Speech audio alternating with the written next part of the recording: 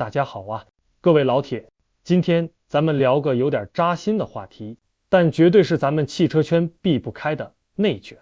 最近这新能源车市场简直是血雨腥风啊！5月底那波价格战真是刀刀见骨，看得我这心都跟着颤。你想想，这价格屠夫们一出手，可不只是咱们这些消费者乐呵，整个行业都开始瑟瑟发抖了。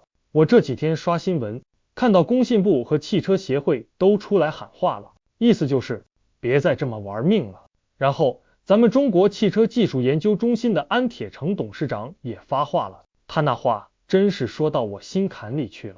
他说啊，这内卷式竞争简直就是行业毒瘤，它就像一个无形的大手，狠狠地把咱们的利润率往下拉。他举了个数据，2024年行业利润率才 4.3%， 今年一季度更是跌到了 3.9%。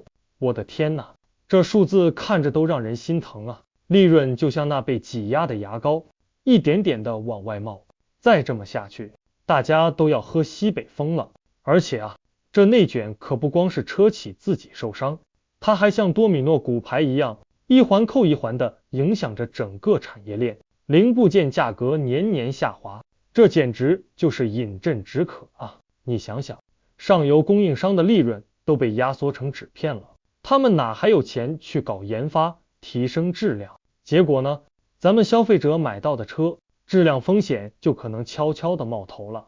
以前咱买个车，心里还挺踏实的，现在这心里总有点打鼓，万一哪天出点啥小毛病，那可就得不偿失了。更让我揪心的是经销商的处境，安董事长也提到了，经销商的日子是越来越难过，这可不就是神仙打架，凡人遭殃吗？前2年我还去过一家新能源车经销商那儿，当时他们那叫一个意气风发，销售小哥跟我聊的那叫一个眉飞色舞。可现在呢，我再去看，人是少了，店里冷冷清清，销售小哥脸上都写着愁字。你想想，如果经销商都活不下去了，那咱们买了车以后的售后服务谁来保障？总不能指望咱们自己修吧？那到时候咱们消费者可就成了孤儿了，那画面简直不敢想。安董事长对这内卷的根源也分析得特别透彻，就像外科医生动手术一样，一刀切开了问题的症结。他认为市场增速放缓是其中一个原因，以前大家是吃肉，现在是喝汤，僧多粥少，自然就容易打起来。但更深层次的原因，我觉得就是咱们的产业结构不合理。他一针见血地指出，中国有200多家整车企业，这数量就像天上的星星一样多，可真正能发光的却没多少。很多落后企业就是靠着低价在市场上苟延残喘，他们就像泥石流一样，挤占了那些真正有实力、有技术、有创新的优质企业的生存空间。这简直就是劣币驱逐良币呀！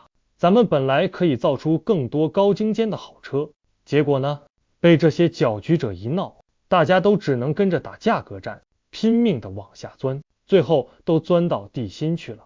所以啊，安董事长最后给出了药方，我觉得字字珠玑，每一条都说到点子上了。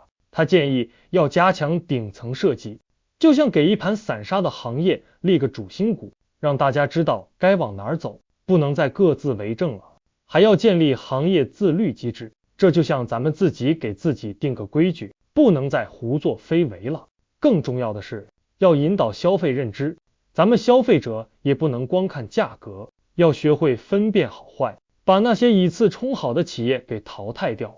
只有这样，咱们中国的汽车产业才能真正的从大国走向强国。各位老铁，你们说是不是这个理儿？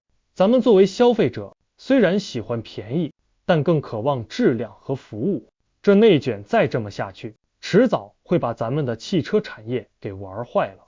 所以我个人认为，咱们汽车行业真的需要一场大扫除，把那些害群之马给清理出去，让真正有实力的企业有喘息的机会，让咱们消费者能买到真正的好车。大家觉得呢？评论区聊聊你们的想法吧。今天这个话题我就暂时说这么多。如果您有不同的看法或者建议，记得留言告诉我。欢迎订阅我的频道，我是胖僧，谢谢大家。